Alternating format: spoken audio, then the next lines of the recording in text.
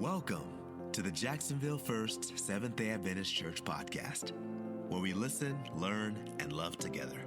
Our speaker today is Pastor Jonathan Penato. Revelation chapter 17, verse 3 through 4. And the angel carried me, John, the angel carried me away in the spirit into the wilderness. And I saw a woman sitting on a scarlet beast that was full of blasphemous names. It had 7 heads and 10 horns, and the woman was arrayed in purple and scarlet and adorned with gold and jewels and pearls, and holding in her hand a golden cup full of abominations and the filth of her sexual immorality. And on her forehead was written a name of mystery, Babylon the Great, the mother of prostitutes and of earth's abominations. And I saw the woman drunk with the blood of the saints and with the blood of the martyrs, verse 5, and then verse 6. And when I saw her, I marveled with great admiration. Now, as I was reading this, I was kind of puzzled, and this is kind of following the King James version here. I marveled with great admiration. And as I'm reading this passage, I'm thinking, here's the Apostle John, and he's seen this in vision, and he's seen this prostitute, and he's seen this woman, and he's seen, like he says, holding the cup of the filth of her abominations in her hand, and having the blood of the martyrs and of God's people, having spilled them. And then my immediate response, I don't know if you see it here, but my mind is, why does John marvel with great admiration? You know, I'm like, I wouldn't be marveling. I wouldn't have great admiration. Like I said, I'm following the King James right here because it's interesting. Different Bible translations translate this little phrase a little bit differently. In the Greek, though, are you ready here? In the Greek, it's ethumasa thumao mega. That's what that word is. And those first 2 words that you see in the Greek, ethaumasa, thauma, those are like the same words. They're just kind of conjugated a little bit differently, but they're repeated. And every time the Greek repeats like the same word twice, it's because it's giving it emphasis. Now, some translations just say, and I marveled greatly, but some of the more literal translations, they kind of are redundant, and they repeat that like the King James here. It says, and I marveled, ethaumasa, I marveled with great admiration, ethaumasa thauma. I marveled. That's literally what it means. I marveled greatly, emphasizing the point. Doesn't make sense in English, but in Greek it's trying to give that emphasis there. Why in the world would John marvel at what he's seen? Now some scholars, they suggest that because this is the woman of Revelation 12, corrupted. Do you guys remember that point? Some scholars say that because this is the woman of Revelation 12 corrupted at the end of time, that this word real here, translated marveled and admiration, should have a negative connotation. It should be translated more as, I was astonished or I was appalled by what I saw. Some scholars say that because John has just saw that this woman has spilled the blood of the saints, that the scene is overwhelming, that the word should be translated negatively to say, I was seized with horror, or I was horrified, I was affrighted.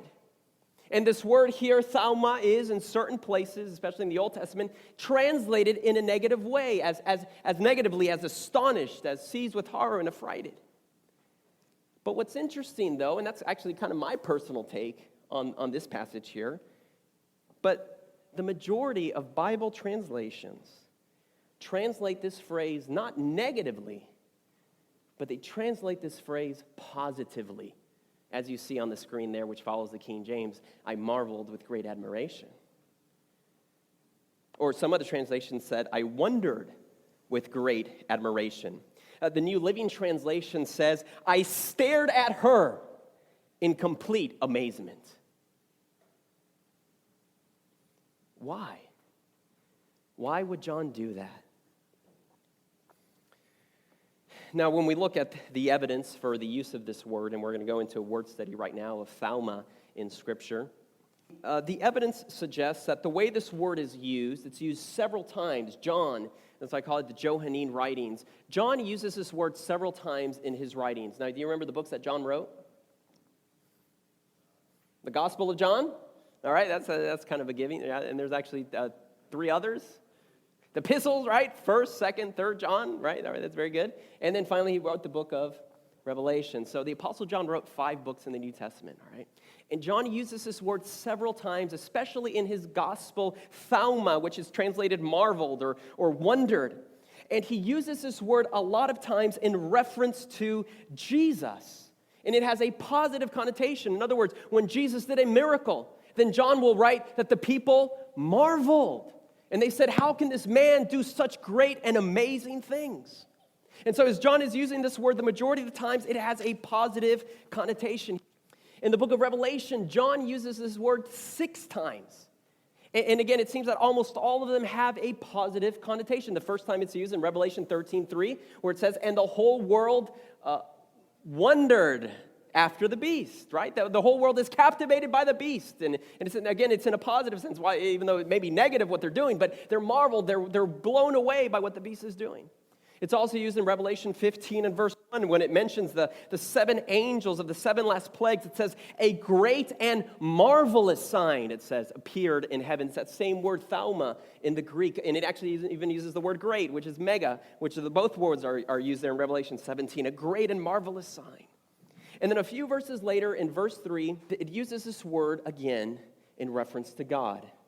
Notice the context. It says great, mega in the Greek. Great and marvelous, thauma. Great and marvelous are your deeds, Lord God Almighty. Just and true are your ways, King of nations. Who will not fear you, Lord, and bring glory to your name? For you alone are holy, and all nations will come and worship before you. And it's hard for me to read those words without getting excited. It's just an incredible scene. And God's people are shouting this out. Great and marvelous are your ways. Now, this word is not used in Revelation 19 or 22, but the context, though, it seems that though the word is not present, the concept is present. Revelation 19, John is shown something by the angel, and John is overwhelmed. And do you remember what John does in front of the angel?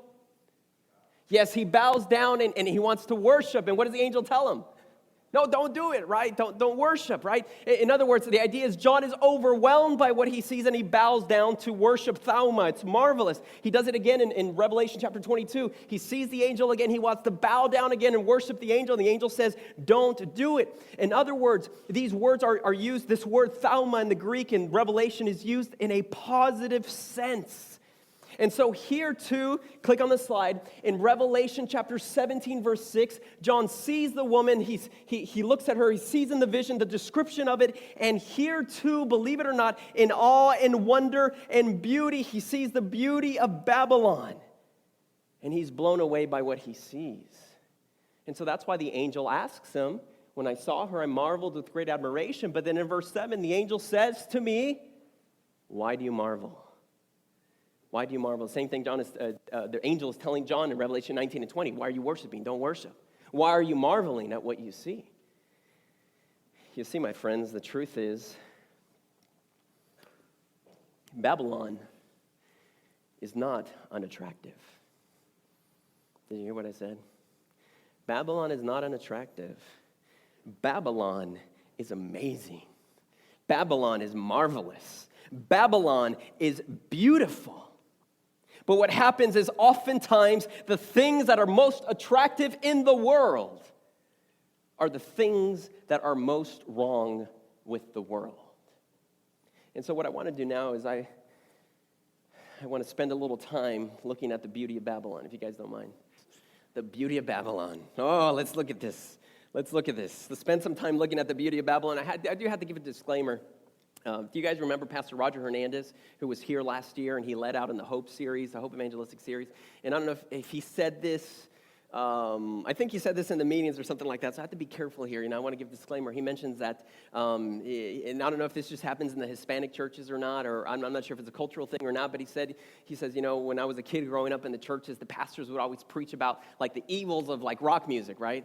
And he says, and the whole sermon was about rock music and how terrible rock music was, and the pastor spent so much time talking about rock music that at the end of the sermon, Roger was like, let me check out rock music. I wonder what that's all about. Right? And it kind of had the opposite effect, all right? So as we take some time right now to look at the beauty of Babylon, I hope that doesn't happen to you guys, right? I hope you guys don't say, Babylon, let me check this out. What's that all about? No.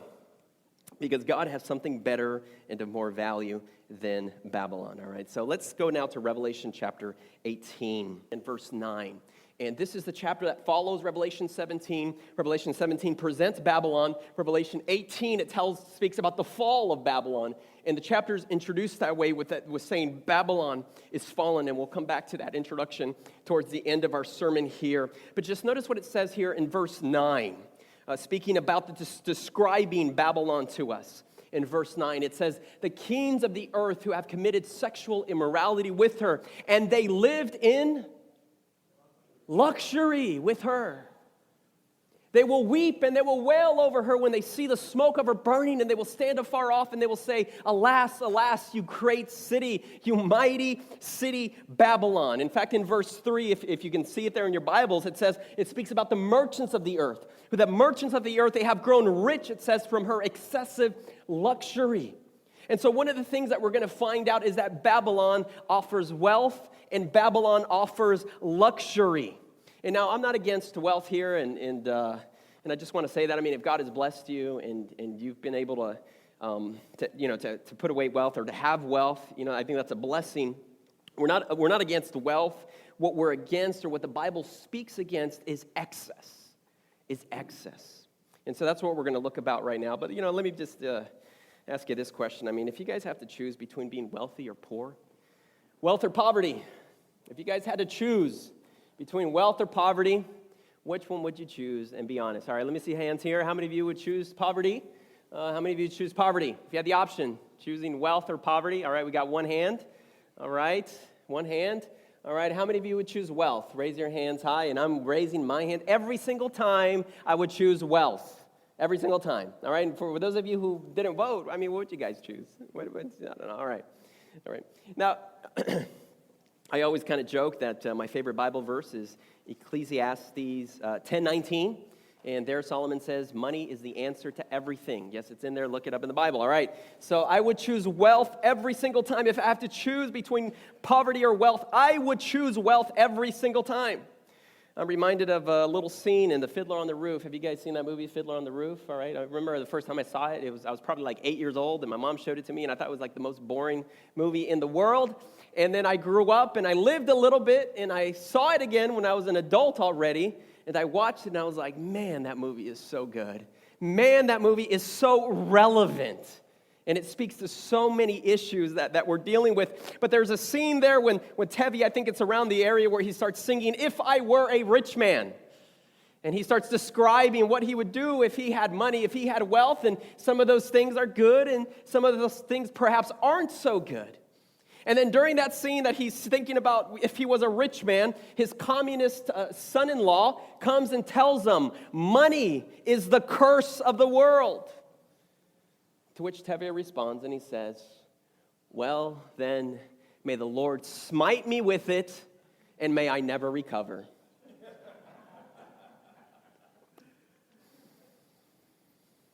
You see, Babylon offers us the lure of wealth. It offers us the lure of luxury. It entices us with wealth and luxury, but the truth is, it's only the 1% who actually achieve it. And the rest of us are simply scrambling for the leftovers. Whereas God does not promise us in Scripture wealth or luxury, but what He does promise us, if we are faithful stewards, He promises to provide for all our needs. 1 Timothy chapter 6 and verse 6, the Apostle Paul says, but godliness with contentment is great gain. And that word there for gain is actually the word for income or for profit. In other words, he's saying if you have godliness and if you have contentment, then that is true profit. That is financial gain right there. I mean, how many wealthy people do we know that are not happy? And I look at them and I'm like, you're not happy? Just share a little bit of that wealth with me. I'm sure I'll be happy, right? And we think about that, but the truth is that money cannot make us happy. And the Apostle Paul warns us against the deceitfulness of riches. While God does not promise us wealth or luxury, He does promise us if we are faithful, He will provide for all our needs. And you see, not only that, but God's promises also are based on reality. Whereas Babylon is offering us something that for the majority of us, for 99% of us, is unattainable. It's fantasy. But how many in our generation, in our day, are just going after the wealth of Babylon, going after luxury, and they will never attain it? Fast money, quick money, easy money. It doesn't happen that way. How many Christians haven't lost their way seeking that wealth, trying to keep up with the Joneses, trying to follow that American dream that is so elusive, and in the process they lose their family and they lose their own souls and their health as well. God's promises are based in reality. In fact, I even want to say God's promises are based on hard work. In Genesis chapter 3, he says it's with the sweat of your brow that you will eat bread all the days of your life. There is a blessing in struggle. There is a blessing in trial. But Babylon stands afar and offers us this elusive luxury and wealth. Not only that, but there's a reference here. It says, they stand afar off and they say, "Oh, you great city. Oh, you mighty city, Babylon." Now, this is literally a reference to Daniel chapter 4, and we referenced this in a few sermons ago. In Daniel chapter 4, verse 30, where Nebuchadnezzar is looking over Babylon. And he says, do you remember what he says? "Is not this the great Babylon?" It's the same exact words, mega Babylon, the great Babylon, the great city. "Is not this the great Babylon," he says, "which I have built," he says, "with my power and for the glory of my majesty." And Revelation 17, speaking about the end of time and end time Babylon, it's using these same words. And the truth is that that's exactly how it is. It is only the great men of the earth. Listen to me here. It's only the great men of the earth that have the ability to build amazing cities, cities literally that you marvel at. And when we look at history, in fact, when we look at the Bible, we see Egypt, one of the great empires of the world, and we see their great and their amazing cities, and their great and their amazing monuments. When we go to Babylon, we don't have images of it, but we understand, or we've been told that Babylon had one of the ancient wonders of the world, the Hanging Gardens of Babylon. In fact, there are still parts of Babylon that archaeologists have dug up and they've reconstructed, and we can just have a glimpse of the grandeur of Babylon. But when we continue through history, next slide, please, we go to Assyria and we go to Nineveh. And it was also an amazing city. And then as we continue through history, we see other great cities. We see Athens. And the Parthenon is still there, though there's not too much remaining there anymore. But we can have glimpses of what the glory of Greece used to be in its heyday. And we go to another world empire, and we go to Rome, and we see the power and the majesty in this amazing city of Rome. And Revelation 17 and 18, as it's speaking about the great city, it's making a reference to all these great empires and all these great men who are able to build these great cities at whom we marvel at and we stand in awe even today. Now, Revelation 17:18, it says that the great city, Babylon, is the city that rules over the kings of the earth. And so when we look at history, wherever the center of human civilization is, this is important, wherever the center of human civilization is, there is Babylon. There is the woman. Do you follow me? We can trace it through history. We can trace it even today. So I thought about today. And I said, well, what about the world-class cities of today? And then I started thinking about, well, I grew up in, you guys know where I grew up in, right? Yes, I heard it over there, right? Houston. I grew up in Houston, Texas, all right? Now, to be honest with you guys, speaking about world-class cities, right? I used to think Houston was, oh, no, this is going to sound bad. I used to think Houston was a world-class city. That's all I had seen, right? And then I remember the first time, we're going to have to stick this out, we're going to have to cut this out of the podcast for anyone who's listening from Houston. But, and then I remember the first time I went to New York City. And I saw what a world-class city looks like. And then I was like, Houston, not so much, right? You go to L.A., you go to Washington, D.C., you go to these cities, and these are world-class cities. I remember one time I was in L.A., and I was on the Griffin Park, on the observatory, and I was just looking over the city, and it just hit me, and it said, this is an incredible, amazing city. And not just the actual physical city, but the minds that are drawn to the city and what this city has done to the rest of the world. This city and the men and the minds that are here have been able to influence the entire world through Hollywood. Incredible influence, incredible city. And then these last few years, I've had the opportunity to go to Europe, and my sister-in-law lives out in Paris. And I remember when I was, my wife was saying, let's go out to Paris. I was like, Paris, Europe, who cares about that? And then I went there, and I saw Paris, and I was immediately struck.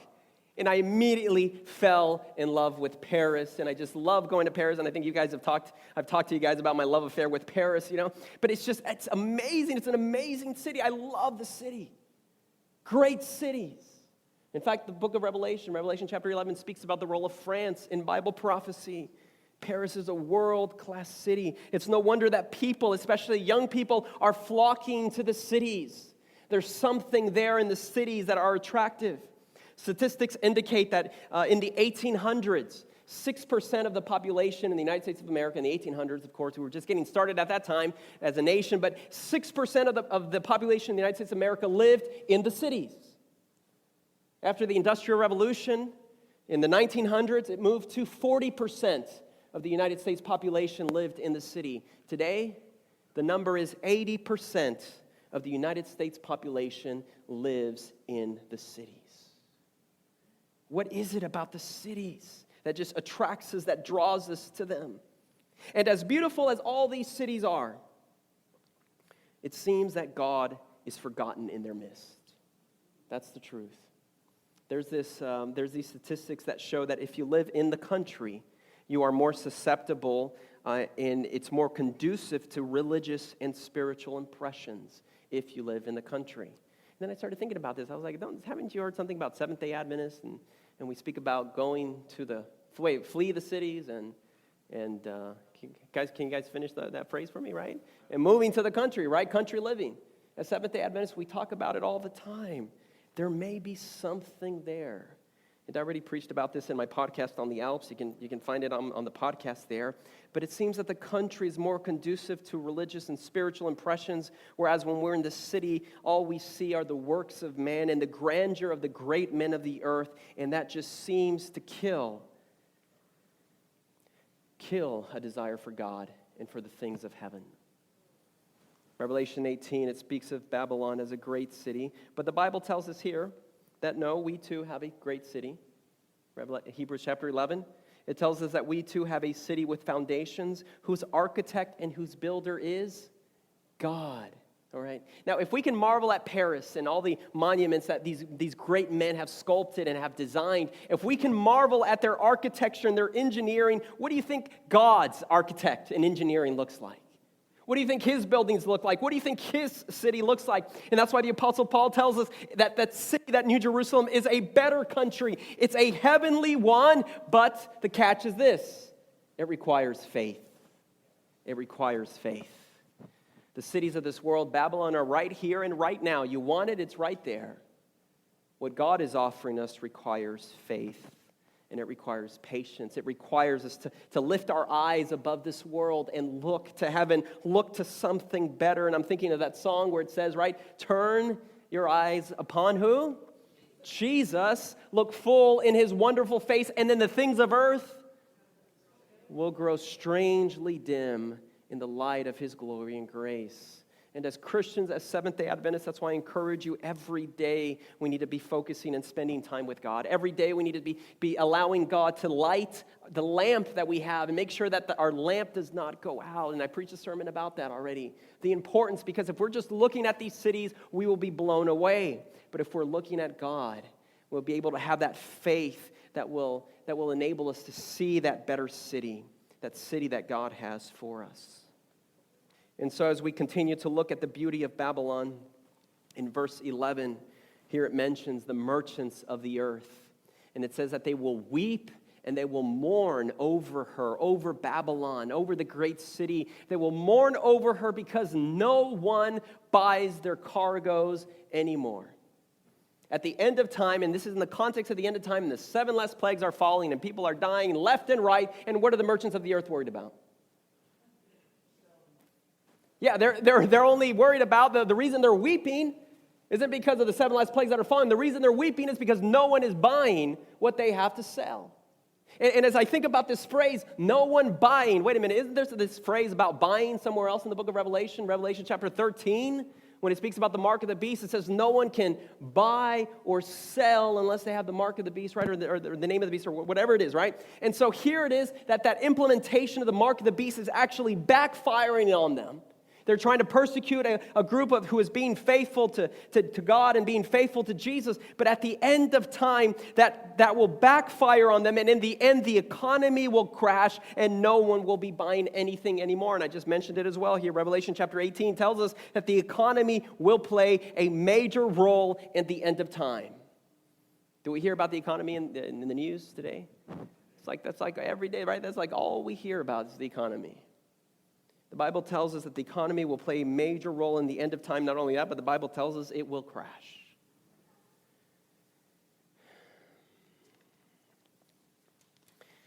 What's one of the best things we can do if the economy crashes? Practical. Make sure you don't have any debt. If the economy crashes, make sure you're debt-free. If the economy crashes, make sure you take a Dave Ramsey seminar, and that's why I sent it out to you guys, right? Dave Ramsey tells us how to live in these kinds of times, right? We need to make sure we're debt-free, number one, but I think the Bible also tells us to live debt-free. Number two, he says that we should have at least a 6 months savings so that if we do lose our job, if there is any crisis, we have enough money to pay the mortgage. We have enough money to pay any bills, which, hopefully we won't have any bills, but we'll have enough money to pay our utilities. We may have to cut cable. We may have to cut cable. We may have to cut even our cell phone service, right? But at least we'll have electricity, right? At least we'll have food on our table, right? 6 months. The best we can do, the best thing that we can do if the economy crashes is be debt-free. The best thing we can do if the economy crashes is be faithful to the Lord in tithes and offerings. That's why it's so relevant. And God promises that He will take care of us. We had a little blip in January, right? The government shut down, and people didn't even have enough money to get them through 1 month. Because we're living at the edge. We're living at the extremity of our means. In fact, we're going to get to that here in a little bit here, of what that looks like. That's actually why the economy crashes, because the entire economy is living at the edge, borrowing more money than they have income. The merchants of the earth will weep and will mourn because no one buys their cargoes anymore. And let's look at their cargoes. We're talking about the beauty of Babylon.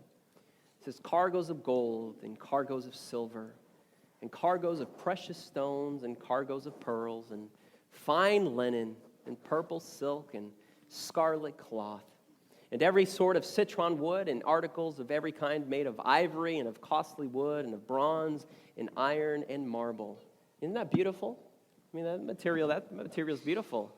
We just bought a house a couple years ago, and we're still trying to furnish our house, right? And I keep telling my wife, we have to have the best furniture here at the best cost. It's kind of we're kind of on an income, or we're kind of on a budget here.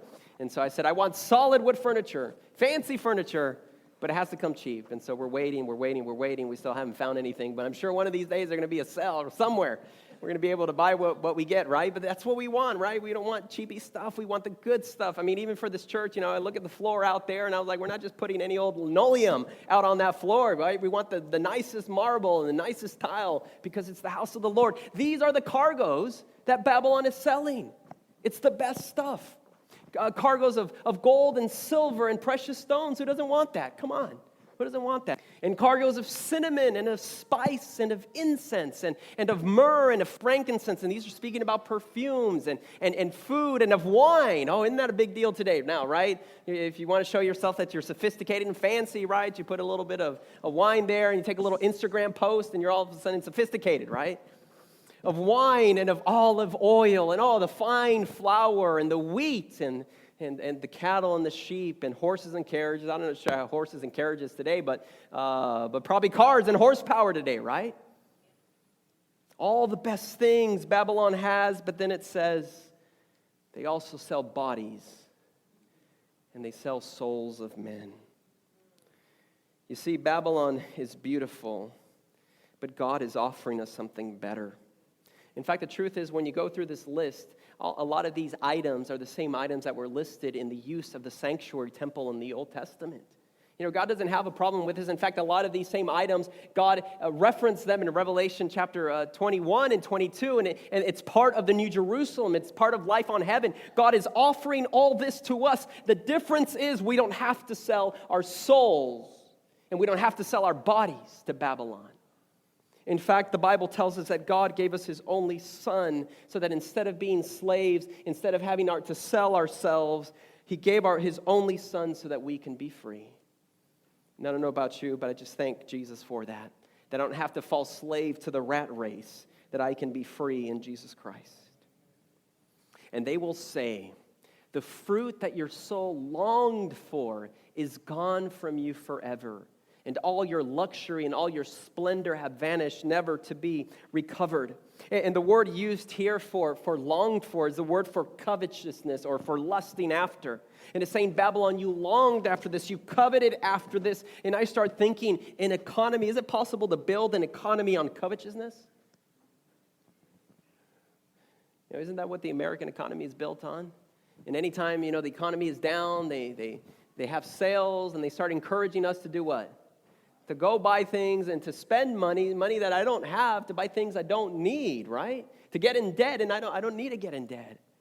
An economy built on covetousness, and that's what it says. The fruit, all those things that you longed for, that you lusted for, they are gone, never to be recovered ever again.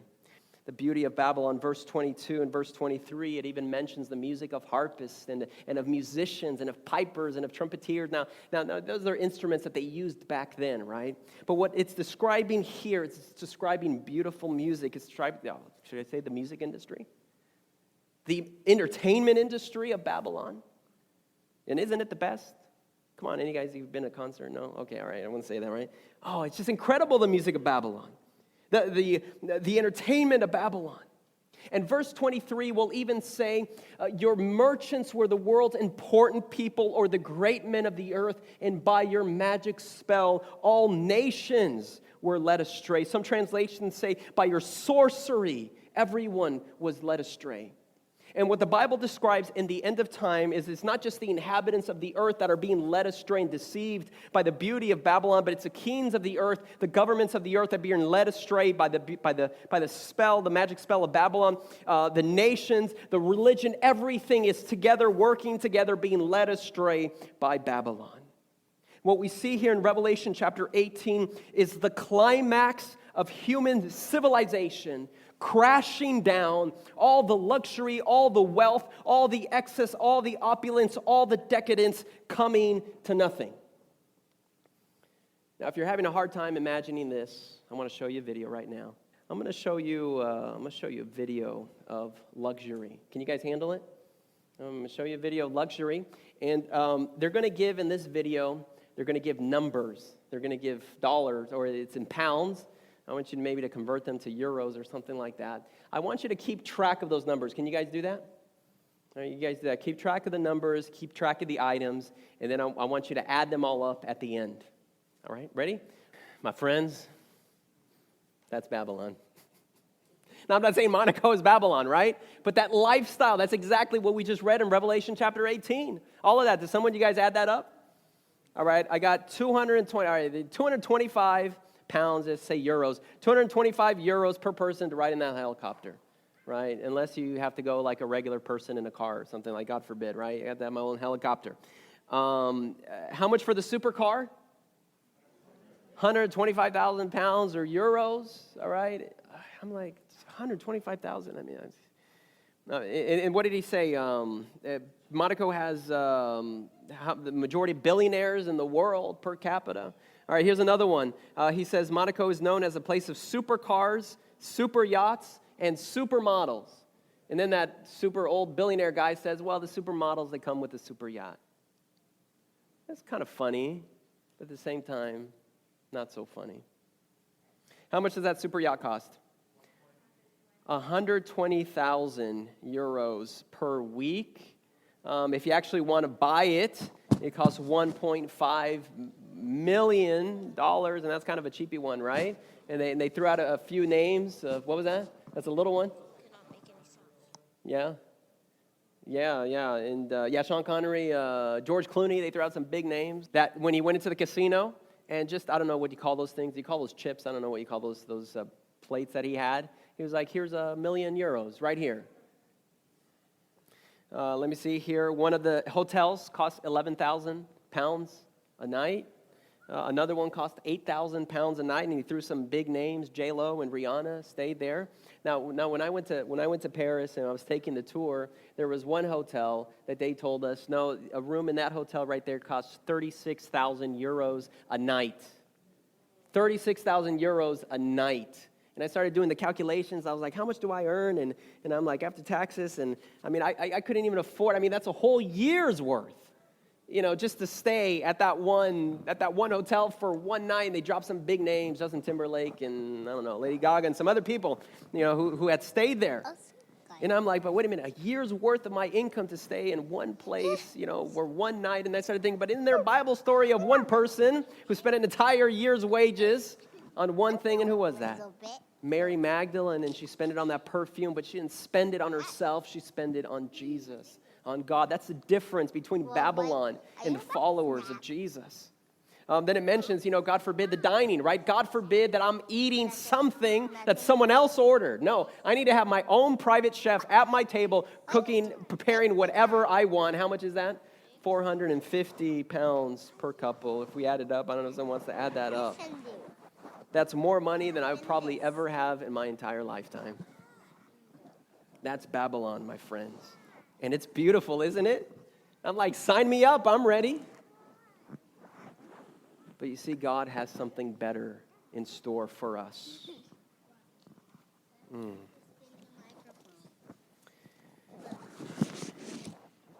In this all-encompassing description of Revelation chapter 18, the angel is saying, Babylon. Are you ready for this? Babylon is Hollywood. Babylon is the entertainment industry. Babylon is materialism. Babylon is fashion. Babylon is big business. Babylon is oppressive lawmaking. Babylon is corrupt and inept politics. Babylon is technology used for nefarious means. Babylon is false science.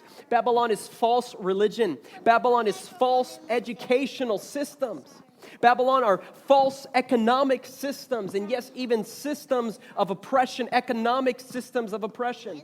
Babylon is racism. Babylon is everything you read and everything that you hear about in the news, the injustice and the violence and the hate, everything that is wrong with this world.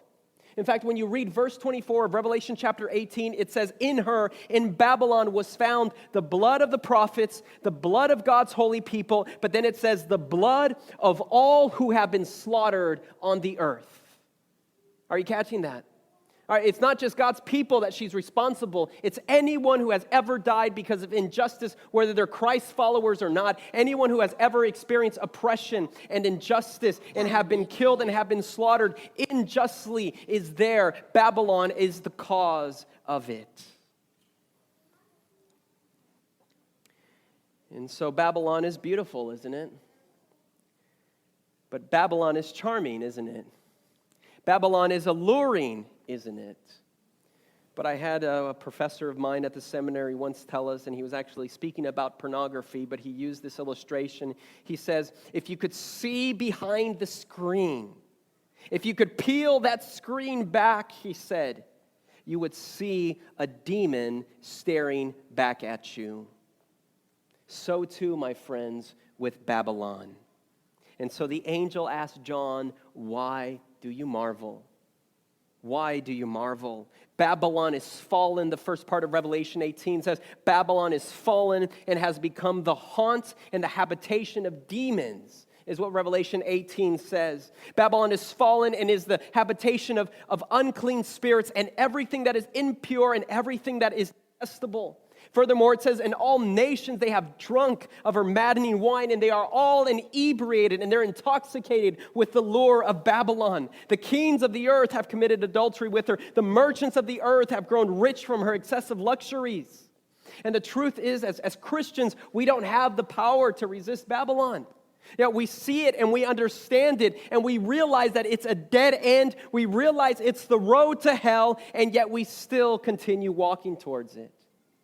And do you know why? Because we need Jesus. We need Jesus. We need His Spirit every day. And I mentioned this, we need His Spirit every day to keep our lamp lighted, to imbue us with faith. The Bible says faith comes by hearing, and hearing the Word of God. If you're not spending time every day with God, then your faith won't be edified. And Babylon will be able to cast its magic spell over you. And it's not one Christian who has lost its way following the way of Babylon. Because we have neglected to hear God. Faith comes by hearing. Hearing comes from the Word of God. In fact, faith doesn't even come from us. God is the one who imbues us with faith. Faith is a gift as we spend time with Him, listening to Him, knowing Him, and knowing how wonderful and how better and how more lasting the things that He has in store for us are. And so this morning I ask you, Jacksonville First, what decision will you make today? Do we need to ask Jesus, break the spell of Babylon over my life? Do we need to ask Jesus to deliver us from the spell of Babylon? I invite you this morning to think about that, because what God has in store is something better. This podcast is brought to you by the Jacksonville First Seventh-day Adventist Church. Connect with us on www.jaxsda.org or on Facebook and YouTube. We look forward to sharing more inspiring messages with you.